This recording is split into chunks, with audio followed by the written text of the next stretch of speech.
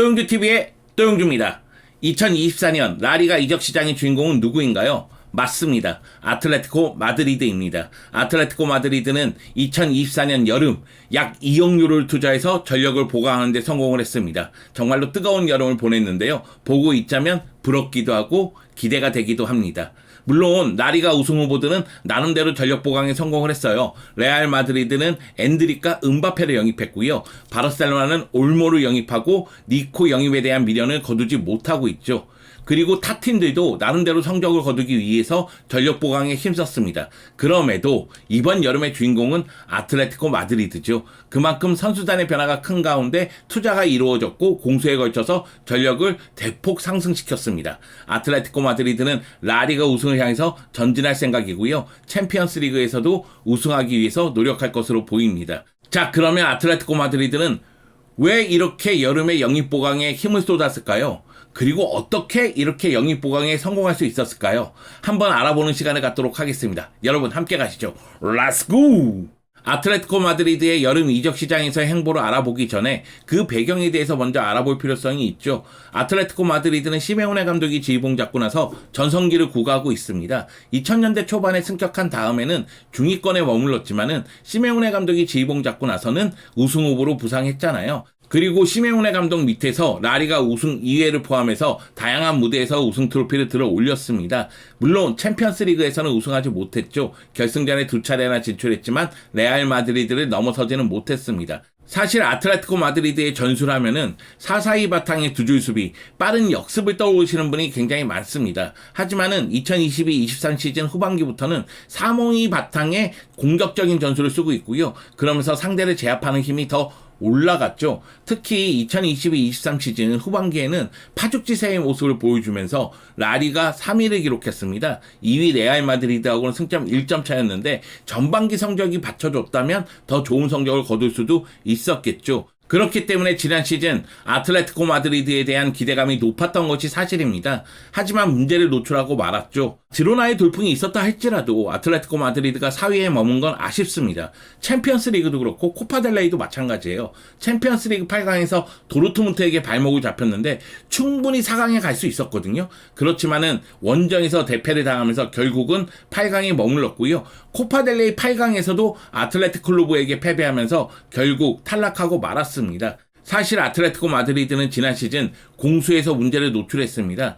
공격에서는 알바로 모라타와 앙토안 그리즈만이라는 확실한 원투펀치가 있었죠. 시즌 끝나고 기록을 돌아보니까 모라타는 공식 경기에서 21골, 그리즈만은 공식 경기에서 24골을 넣었습니다. 그만큼 두 선수가 위력을 발휘했는데 전반기와 후반기로 나눠서 보면 이야기가 달라집니다. 그리즈만은 전반기부터 혹사를 좀 당하면서 시즌 막판에 힘이 떨어졌죠. 그러다 보니까 유로 2024에서도 부진이 이어졌습니다. 모라타 같은 경우에는 전반기에는 해결사였지만은 후반기에는 침묵을 지켰습니다. 2월 이후로는 2골밖에 넣지를 못했죠. 그렇기 때문에 공격진의 개편이 필요한 시점이었던 거죠. 그리고 수비 쪽에서도 문제를 노출했습니다. 지난 시즌 공식 경기에서 68골이나 실점하면서 시메오네 감독이 지휘봉을 잡은 후 13년 동안 최악의 수비력을 보여줬습니다. 그렇기 때문에 수비 라인도 교체가 필요했던 시점이 되는 겁니다. 여기에 중원에 코케와 로드리고 데폴이 있지만은 창의성이 좀 떨어진 듯한 느낌도 들었습니다. 그렇기 때문에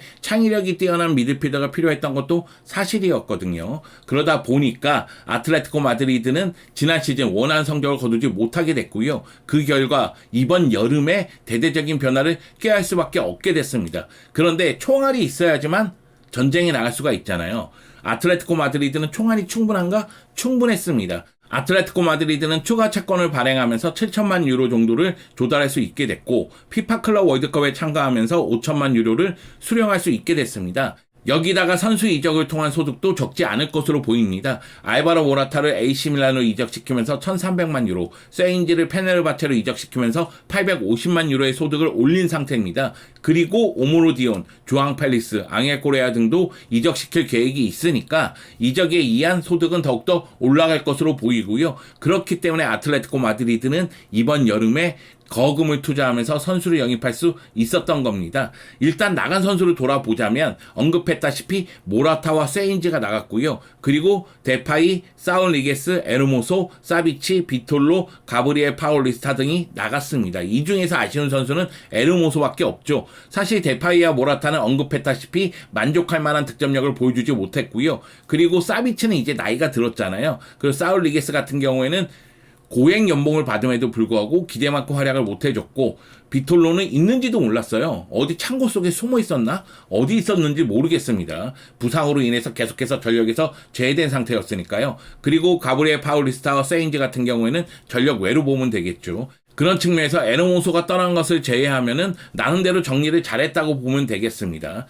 물론 모라타, 에르모소, 사비치, 데파이 같이 주전급 선수들이 나갔습니다. 그렇기 때문에 위험하다고도 볼 수 있겠지만은 영입한 선수 명단을 봤을 때는 큰 문제가 되지 않을 것으로 보이고요. 그리고 지난 시즌 임대됐다가 복귀한 선수들, 이 선수들도 정리할 가능성이 있습니다. 명단을 쫙 살펴보면 아틀레티코 마드리드가 선수 정리를 매우 잘했다, 이런 생각이 듭니다. 그러면 선수 영입은 어떻게 했을까요? 일단 넘버 9을 영입했습니다. 물론 지로나의 도우비크를 영입하려고 노력을 했지만 영입 직전에 AS 로마에게 빼앗기고 말았죠. 하지만 그 다음 행보가 굉장히 재빨랐습니다. 바로 비아레알의 세를로트 영입을 확정 지었거든요. 세를로트 영입에 든 비용이 3,200만 유로긴 하지만 세를로트의 가치는 충분합니다. 제가 모라타가 전반기 다르고 후반기 다르다고 이야기 드렸고, 데파이는 부상이 너무 많았잖아요. 근데 세를로트는 일관되게 꾸준히 골을 넣어주고 있습니다. 2022-23 시즌 소시에다드 소속으로 12골을 넣었고,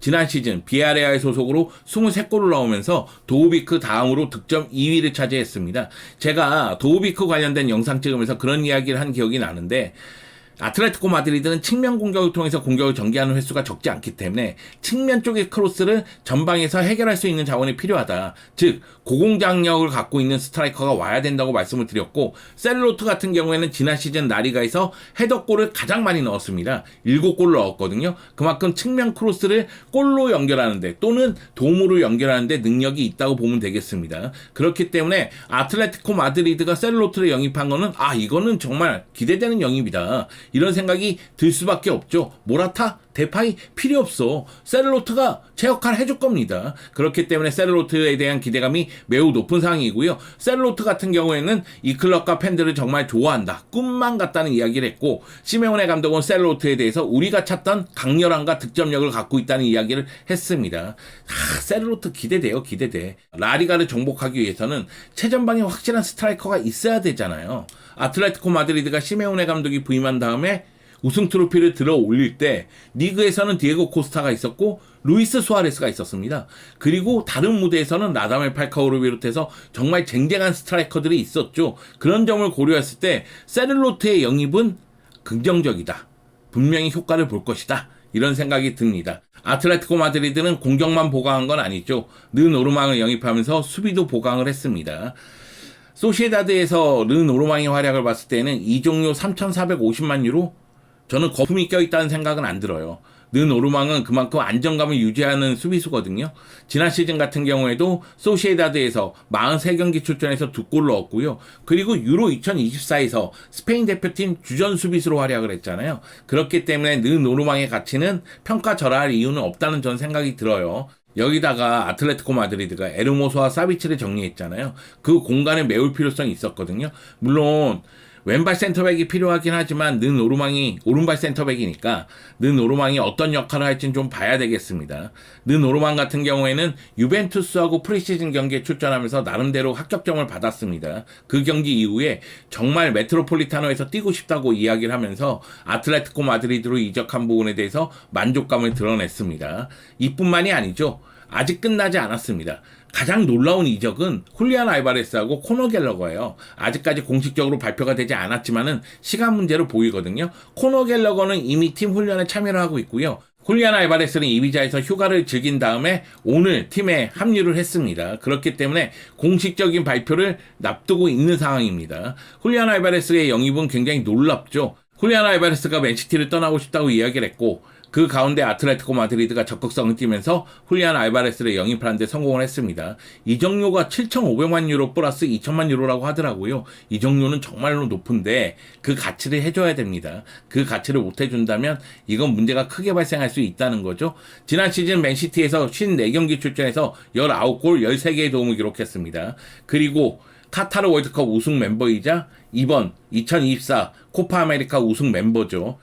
일부 언론에서는 훌리안 알바레스가 아틀레티코 마드리드에게 먼저 제안을 했다는 이야기가 있더라고요. 그만큼 훌리안 알바레스도 주전으로서 꾸준히 선발 출전할 수 있는 팀을 찾았다는 거죠.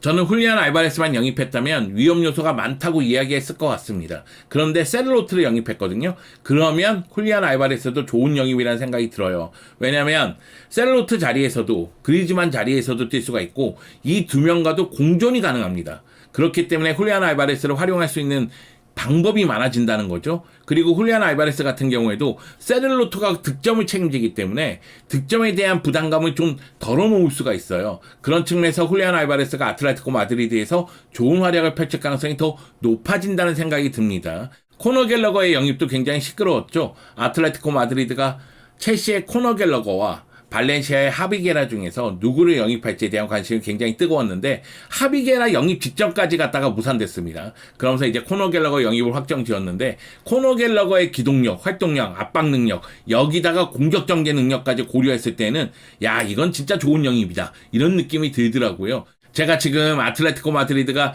영입을 확정 짓거나 영입을 발표하기 직전의 선수 총 4명을 얘기했습니다. 세르로트, 느노르망, 훌리안 알바레스, 코너 갤러거. 저는 이 4명 모두 성공할 것 같아요.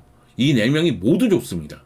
그렇기 때문에 아틀레티코 마드리드가 이번 여름에 투자를 너무 많이 했지만 그거에 대한 효과를 볼 거라는 기대감이 높은 거죠. 그리고 아틀레티코 마드리드의 여름은 아직 끝나지 않았습니다. 왼발 센터백 얘기를 했잖아요. 에르모소가 떠나갔으니까 왼발 센터백을 영입할 필요성이 있거든요. 그러다 보니까 아틀레티코 마드리드가 왼발 센터백하고 연결이 되고 있어요. 페에노르트의 다비드 한츠코라든가 알 나스르의 라포르트, 바르셀로나의 렁글레 등과 연결이 되고 있는데 누구를 영입할지는 좀 봐야 되겠고요. 그리고 몰리나가 폼이 좀 떨어졌잖아요. 이 몰리나가 폼이 떨어진 거는 아틀레티코 마드리드에서도 아르헨티나 대표팀에서도 여실히 드러나더라고요. 몰리나가 폼이 떨어졌기 때문에 요렌테를 오른쪽 측면 자원으로 쓸 것으로 보이는데 그래도 오른쪽 측면을 좀 더 보강해야 되지 않겠느냐 이런 이야기도 있습니다. 포르투의 콘세이상과 연결이 되고 있다고 하니까요. 이적 시장이 마감되기 전까지 아틀레티코 마드리드가 누구를 더 영입할지 지켜보는 재미도 있을 듯 보입니다. 아틀레티코 마드리드는 다가오는 시즌 정말 기대가 됩니다. 과연 어떤 모습일까요? 시메오네 감독이 훌리안 알바레스, 그리즈만, 세르로트를 동시에 쓴다고 친다면 3-4-3 포메이션을 가동할 것이고 공수 밸런스를 좀 더 높인다면은 3-5-2 포메이션을 가동하지 않을까 생각을 하는데요. 3-5-2 포메이션을 가동한다면 훌리안 알바레스를 정말 다양하게 쓰면서 공격진의 변화를 많이 줄 거라는 느낌도 듭니다. 일단은 세르로트, 그리즈만, 훌리안 알바레스 중에 2명을 선발로 봐야 되고요. 그 가운데 왼쪽에 리누, 오른쪽에 요렌테의 공격력을 최대한 이용할 것으로 보입니다. 그리고 미드필드 라인에 로드리고 데폴, 코케, 코너 갤러거가 나온다면 코너 갤러거가 조금 더 적극적으로 위로 올라가면서 공격적인 임무를 수행하고요. 로드리고 데폴하고 코케가 공수 연결고리 역할을 하면서도 최전방에 패스 지원을 할 것으로 보입니다. 수비 라인은 좀 변화가 있을 것 같아요.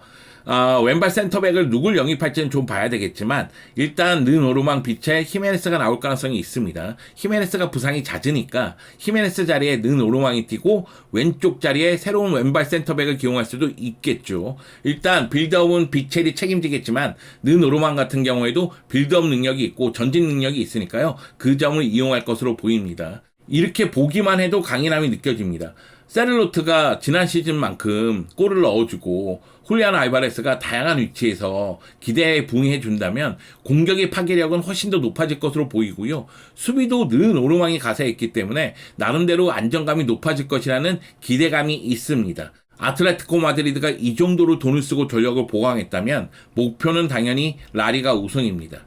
사실 다가오는 시즌은 아틀레티코 마드리드에게 기회가 될 수 있다는 생각도 들어요. 레알 마드리드가 막강하지만 레알 마드리드는 팀 내부적으로 교통정리가 좀 필요하잖아요. 토니 크로스의 은퇴라든가 은바페와 비니시우스의 공존 이런 문제가 있고, 바르셀로나는 한지 플릭 감독이 프리시즌에 좋은 모습을 보여줬지만 미지의 팀이잖아요. 리그에서 어떤 모습을 보여줄지 아직은 장담할 수가 없잖아요. 그렇다면은 아틀레티코 마드리드 입장에서는 투자를 통해서 우승 경쟁을 하겠다는 생각이 드는 거죠. 여기에 아틀레티코 마드리드 입장에서는 전력을 급상승시킨다면은 지난 시즌 홈에서 레알을 2차례나 잡았기 때문에 레알 마드리드하고의 상대 전적에서 우위를 가져갈 수 있다는 자신감이 있는 거죠. 그렇기 때문에 아틀레티코 마드리드는 이번 여름 투자를 통해 전력을 보강했고, 다가오는 시즌 우승을 향해 질주할 생각입니다. 과연 아틀레티코 마드리드는 영입의 효과를 톡톡히 볼 수 있을까요? 제 머릿속으로는, 제 계산으로는 톡톡히 볼 것 같아요. 아주 그냥 뽕을 뽑을 것 같아요.